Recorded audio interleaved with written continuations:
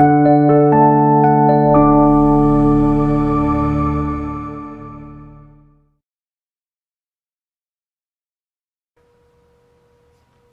Bob Quinn here for Blue Poppy and Gentle Tools. In this brief segment, I want to talk about this tool. You see it's got a spatulate end and a more pointed end.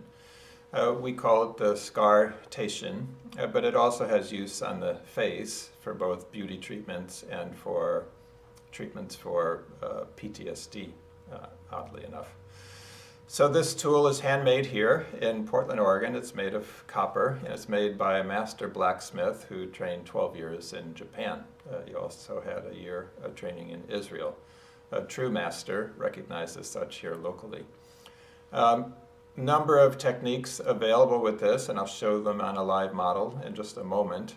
But this spatulate end is used primarily for stroking, either lightly stroking over a scar, and you'd be surprised how quickly the scar will change, or stroking on the face, and I show that fairly completely on the next segment of this video.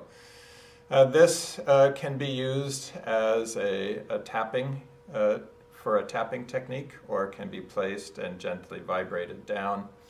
Those are the main techniques for this tool. So let's go to the live model and see what they look like.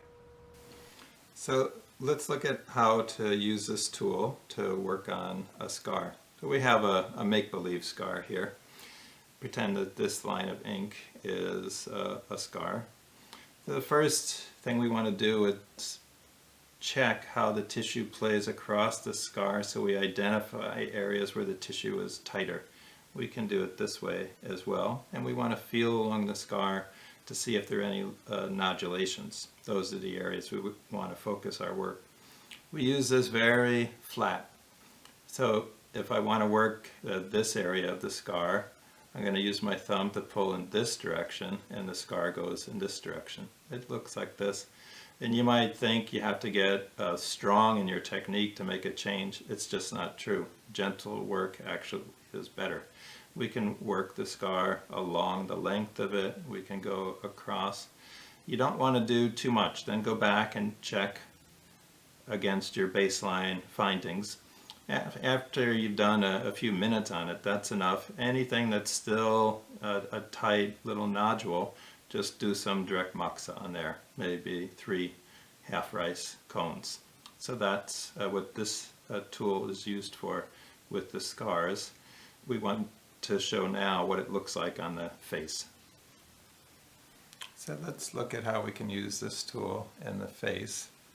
We hold it back from the tip a little bit, and we're going to stroke on the face over towards the ear, actually on the eyelid itself, and from the forehead over to the temple. I'll just show a little bit of how that goes. This is wonderfully relaxing for anxious patients, and of course it's part of a facial rejuvenation treatment as well. You'll notice when you work one side and you haven't yet worked the other side and you compare them that there's a dramatic difference. I'm doing it a little bit not quite as slow as I would in my clinic. And then we get up here. On the eyelid, of course, you have to be feather light. And just above there, across the eyebrow. And again, in my clinic, I take more time with it than this, but I just want to give a brief demonstration. And then the other end, the sharper end, we take that through the hair and follow with our hand. Wonderful way of releasing rising heat in the body. And for the patient, generally they report it feels very, very good. So there you see, stroking from here towards the ear, eye towards the temple, forehead over towards the temple, and then going through the hair. That's how we use this tool up on the face. So there you've seen some of the techniques, at least, that are available with this scar Teishin. Again, it doesn't get used only on scars, but we have this facial aspect as well, and it can do some of the same techniques that you could do with a Teishin, a regular Teishin, that is. So I highly recommend you pick up one of these tools. It's more useful, I think, with adults than with children, although you certainly could employ it in a pediatric treatment.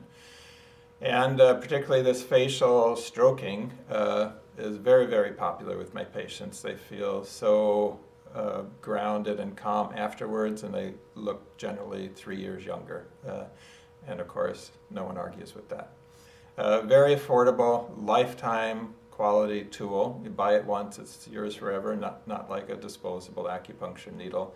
It's a very good investment. Highly recommend that you purchase it.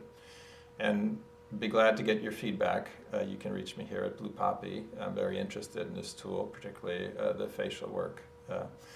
So thanks for your attention here, and good luck with this tool.